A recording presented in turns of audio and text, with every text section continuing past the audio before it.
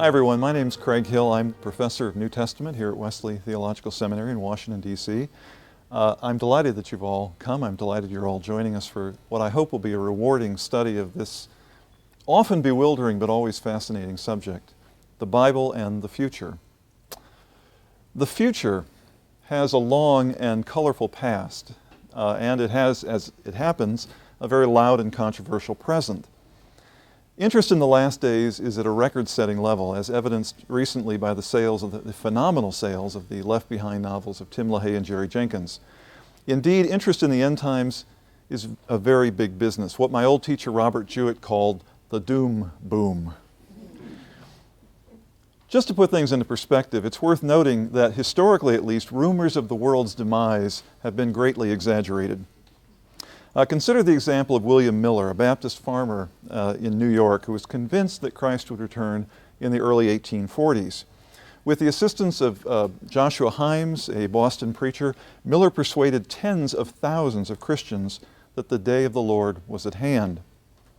Some followers quit jobs, some sold property in anticipation of the second coming. Now, what came instead was the so-called Great Disappointment. And with it, the discrediting of William Miller. Within a very short time, however, Miller's shoes were filled by others who reinterpreted the text, reworked the math, and issued new and equally assured predictions, every single one of which, of course, was wrong. The first End Times bestseller was not Volume 1 of the Left Behind series, nor was it even Hal Lindsey's 1970s blockbuster, The Late Great Planet Earth. That distinction belongs instead to William E. Blackstone, his 1878 book, Jesus is Coming, which was published in 3 editions and something like 47 languages. Since that time, waves of last days fervor have swept regularly over portions of American Christianity, and enthusiasm for the end shows no sign of ending anytime soon. Now, there are a number of reasons to be concerned about the influence of writers like Lindsey and LaHaye, not least because of their tendency to demonize the groups and institutions with which they disagree, the United Nations, Roman Catholic Church, World Council of Churches. As a United Methodist, however, it might seem that I would have little cause for concern, since only a minority of the 8 million members of my denomination, along with other so-called mainline denominations, Presbyterians, Episcopalians, and so on, only a minority are die-hard end times enthusiasts. What's more problematic, in my opinion, are the negative perceptions reinforced by this kind of apocalyptic speculation. Understandably, many people look with disdain on the date-setting and text-twisting ways of so many end times authors. Moreover, they reject the deeply pessimistic view of the world that permeates such books, together with their often reactionary politics. It's not surprising, therefore, that the subject of the future is neglected or even dismissed in many of our churches.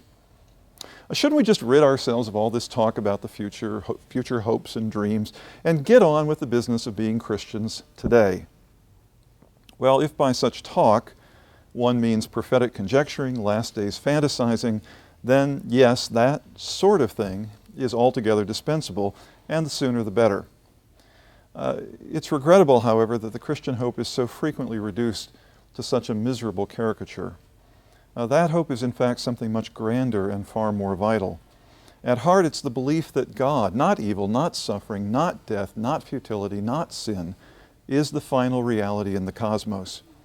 That hope is at the very heart of Christian faith, grounded from the beginning in the experience of Jesus' resurrection.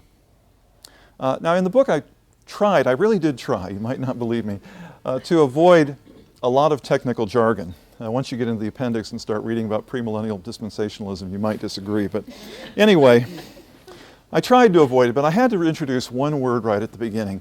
That's the word eschatos, or eschatology. Eschatos is a Greek word. You know the running joke in the Big Fat Greek Wedding, My Big Fat Greek Wedding, the father has a running joke, all words are Greek. Well, he's basically right. Eschatology comes from the Greek word eschatos, meaning last or final. Eschatology is the study of final things, end times, last days. Much more broadly than that, however, it is about the question of purpose and meaning. It is a question of ultimates. Is there finally anything that means something at the end of it all? Now, eschatological systems, things like what you get in the book of Revelation, can easily appear impenetrable to the uninitiated. Ironically, that's always been part of their appeal. I mean, who doesn't want to be in on a mystery, a secret, especially a really big secret? When all is said and done, however, the essential point of eschatology is quite simple. You can put it in 2 words. God wins. God's purposes ultimately will succeed. God's character finally will be vindicated. At heart, all eschatologies are responses, if not quite answers, to the problem of evil. Are injustice and suffering and death the final realities in our world? Is human history, both individual and corporate, purposeful? Is all this talk about the goodness, love, and justice of God just pie in the sky, by and by? Eschatologies differ in how they conceptualize God's triumph, but they are essentially alike in asserting God's victory as the supreme reality against which all seemingly contrary realities are to be judged. As the theologian Jürgen Moltmann put it, from first to last, and not merely in the epilogue, Christianity is eschatology. The eschatological is not one element of Christianity. It is the medium of Christian faith as such, the key in which everything is set, the glow that suffuses everything here in the dawn of an expected new day.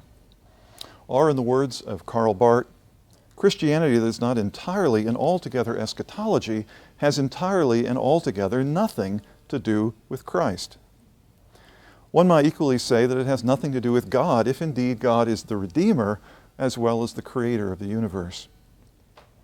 The Christian philosopher Jerry Walls wrote that our eschatological faith, quote, allows us to hope that the worst things that can happen can yet come to a good end, rather than to dread the prospect that the best things will come to a bad end. The alternative is to posit a universe that is ultimately meaningless, such as that described by the microbiologist Jacques Monod as, quote, an abyss of darkness, whose final end is not noise and fury, but silence and futility, signifying nothing. Unfortunately, most popular books that deal with eschatology fall into one of 2 equal but opposite errors, what I refer to in the book as uncritical infatuation on the one hand and overhasty divorce on the other. In the first instance, biblical teachings about the future are embraced without much thought being given to their particular historical context, original meaning, diversity of perspective, and so on. Such books might theorize at length about the interpretation of Revelation, they usually do, but they almost never address the fact that Revelation is only one of a number of ancient apocalypses, some of which predate it by centuries.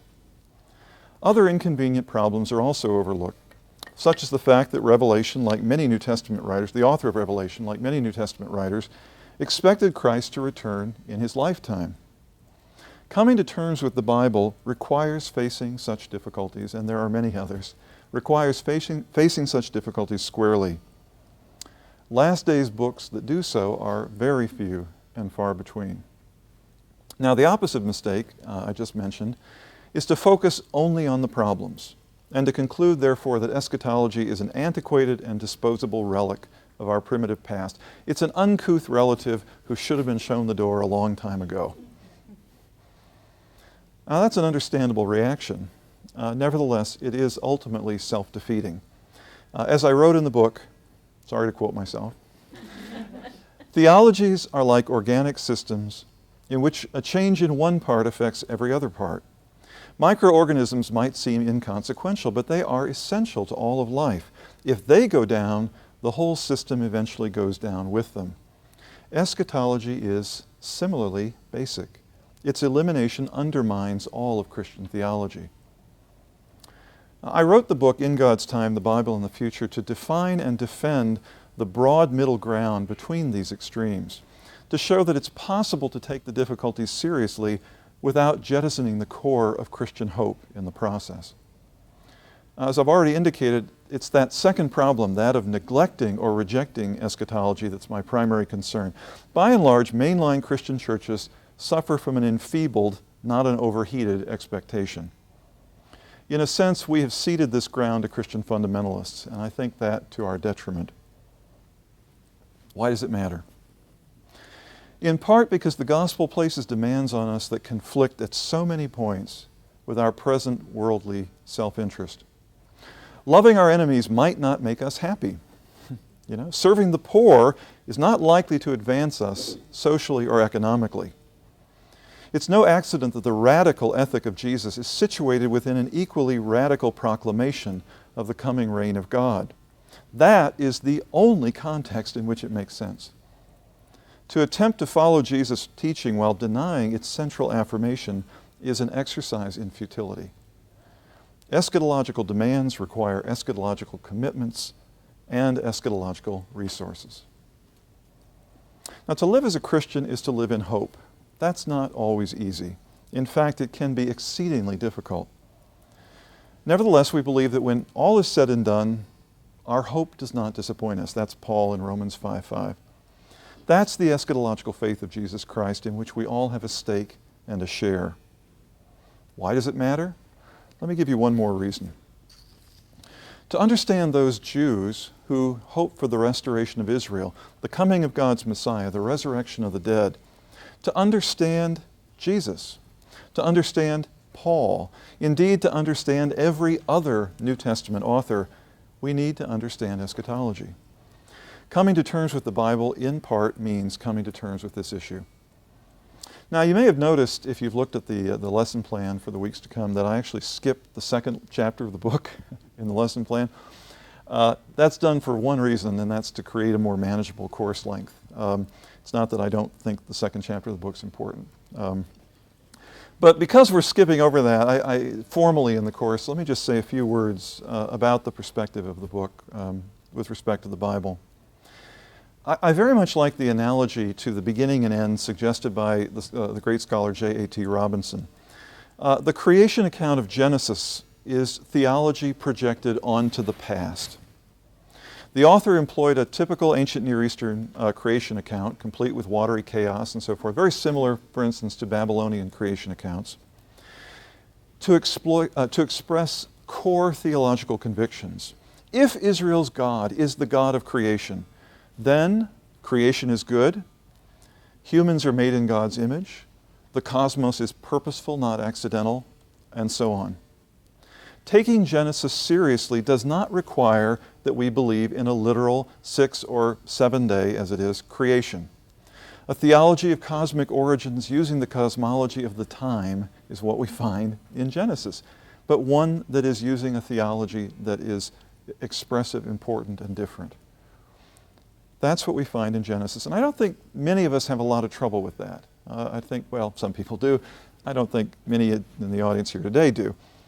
The fact of the matter is that all of us have to think within a very specific historical and intellectual context. All of us do. I mean, if I went to the church that I attend and went to a Sunday school, adult Sunday school class, and asked about their theology of creation, I guarantee you what a number of people would say is something like this. Well, in the beginning was a big bang. But in order for there to be a Big Bang, there had to be a cause prior to the Big Bang, and that cause is God. Now, to modern people, that might seem a much more rational and sensible sort of theology of creation than what we find in Genesis. But it may very well be that 500 years from now, nobody believes in the Big Bang. And they will look back at us and say, oh, those idiots, Big Bang. We too have to think in a context, within a worldview, most of which we take for granted. And it's likely, it seems to me, that nothing we manage to cobble together is going to be a more profound or theologically true account of creation than what we find in Genesis 1-3. Similarly, and here's the important bit, not that that wasn't, but here's the, similarly, books like Revelation give us the opposite bookend, a theology of cosmic and human destiny. Theology projected onto the future. To an extent that most modern authors don't acknowledge, maybe they don't know, the author of Revelation made use of already existing symbols, things like tribulation, millennium, and so on. The point isn't the symbols, however, but the theology the symbols convey. Both Genesis and Revelation can express theological truth about cosmic and human origins on one side and cosmic and human destiny on the other side, without being literal descriptions of either the world's 7-day beginning or its 7-year ending, in the case of Revelation. It's been said to know only one thing is to know nothing.